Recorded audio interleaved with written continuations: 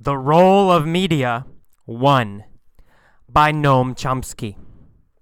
The role of the media in contemporary politics forces us to ask what kind of a society we want to live in, and in particular, in what sense of democracy do we want this to be a democratic society. Let me begin by counterposing two different conceptions of democracy.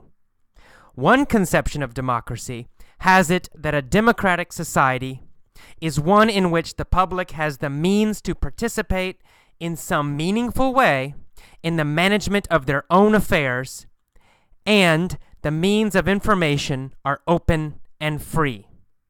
If you look up democracy in the dictionary, you'll get a definition something like that.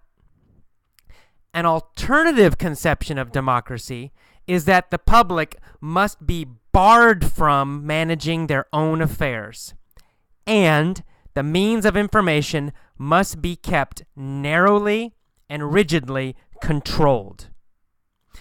That may sound like an odd conception of democracy, but it's important to understand that it is the prevailing conception. In fact, it has long been not just in operation, but even in theory.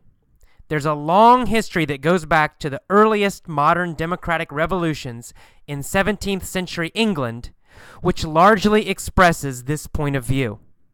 I'm just going to keep to the modern period and say a few words about how that notion of democracy develops and why and how the problem of media and disinformation enters within that context.